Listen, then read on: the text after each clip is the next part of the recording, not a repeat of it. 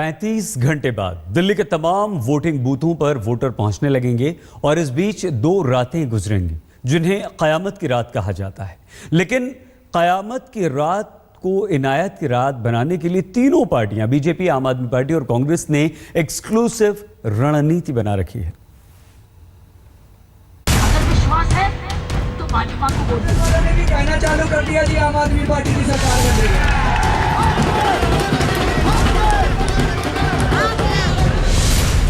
मंच और आवाज की राजनीति अब खत्म हो गई। दिल्ली में विधानसभा चुनावों के लिए अब सारी सड़कें वोटरों के घर घर तक पहुंचेंगी। आइए आपको दिखाते हैं कि 7 मार्च की सुबह 8 बजे मतदान शुरू होने में जब 35 घंटे बचे हैं तो बीजेपी, आप और कांग्रेस ने अपनी रणनीति को पैना करना शुरू कर दिया है। आज तक को मिली जानकारी के मुताबिक बीजेपी ने इसके लिए संघ के कार्यकर्ताओं के साथ बैठक की है। इसका मकसद मतदान केंद्रों तक मतदाताओं को पहुंचाना है। इस काम के लिए संघ और बीजेपी के देश के अलग अलग हिस्सों से आए 50,000 कैडर एक्शन में हैं। साथ ही मंत्रियों और बड़े नेताओं को निर्देश है कि वो कार्यकर्ताओं के साथ कोऑर्डिनेशन रखें। ये विश्वास जो आपने अभी तक इज्जत और मान दिया है, ये बहुत बहुत सेवा के लिए हमें शक्ति है।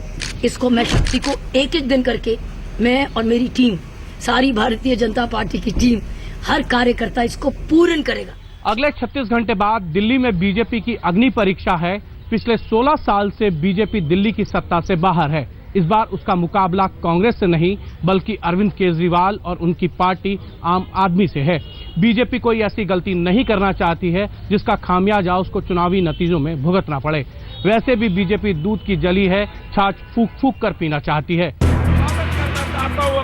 दरअसल बीजेपी को लगता है कि पिछली बार वो अगर 4 सीटों से बहुमत से पिछड़ गई थी तो इसका कारण कोऑर्डिनेशन का अभाव था। दूसरी तरफ आम आदमी पार्टी ने भी 2 दिन के लिए अपनी तैयारी पूरी कर ली है। आपकी रणनीति ये है कि सभी बड़े नेता गलियों में निकलें। इसके लिए केजरीवाल ने बैठक बुलाई। 10-10 सीटों पर एक बड़े बड़े नेता लगेंगे। 2 रातों में जितना हो सके हर घर पर उनकी दस्तक सुनाई पड़े। पार्टी के दूसरे राज्यों से आए कैडर वोटरों को मतदान केंद्र तक पहुंचाने में मदद करेंगे। साथ ही दूसरे दलों की गतिविधियों पर भी नजर रखेंगे और सभी कार्यकर्ताओं पर खुद केजरीवाल की नजर होगी। मैं सबको अपील करना चाहता हूँ, एक तो सभी कार्यकर्ताओं को कि उन्होंने बहुत अच्छा काम किया है और बस आखिरी के 48 घंटे बचे हैं। अब हमें सोना नहीं है, खाना नहीं है, पीना नहीं है। देश के लिए हम लोगों को खूब मेहनत करनी है। आम आदमी पार्टी के लिए ये चुनाव किसी युद्ध से कम नहीं रहा और इस युद्ध में जीत के लिए अब पार्टी के नेता और कार्यकर्ताओं की रणनीति मतदान और उसके बाद की योजना बनाने की है। बाकायदा एक वॉर रूम के जरिए न सिर्फ हर बूथ पर नजर रखी जाएगी बल्कि इस बात पर भी पैनी निगाह होगी कि कहीं विरोधी कोई चाल न चल दें। तीसरी तरफ कांग्रेस है। कांग्रेस ने पार्टी के 7 बड़े नेताओं को कोऑर्डिनेशन का काम सौंपा है। साथ ही दूसरे राज्यों से तमाम कार्यकर्ताओं को बुलाया गया है जो वोटरों की पहचान कर उन्हें मतदान केंद्रों तक पहुंचाएं। सूत्रों के मुताबिक पार्टी ने दिल्ली की 70 सीटों को 3 कैटेगरी में बांटा है। इनमें से एक कैटेगरी में उन 18 सीटों को रखा है जिसमें उसे जीत की सबसे ज्यादा संभावना दिखती है। B+ में 25 और B कैटेगरी में 27 सीटों को रखा है।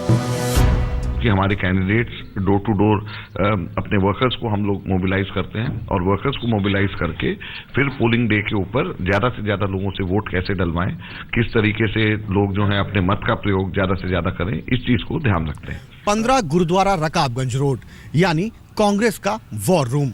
वॉर रूम की रणनीतियां हाल में कांग्रेस को चुनावी वॉर में हार ही दिलाती रही हैं। ऐसे में अब दिल्ली की रणनीति बनाने के लिए वॉर रूम के पास सिर्फ 2 रातें हैं, जिसके बाद ये तय हो जाएगा कि दिल्ली की जनता हाथ का साथ देगी या कांग्रेस एक बार फिर हाथ मलती रह जाएगी। दिल्ली के लिए ये 2 रातें सबसे अहम हैं। इनायत की रात भी, कयामत की रात भी। रीमा पराशर और हिमांशु मिश्रा के साथ कुमार विक्रांत सिंह, दिल्ली आज तक।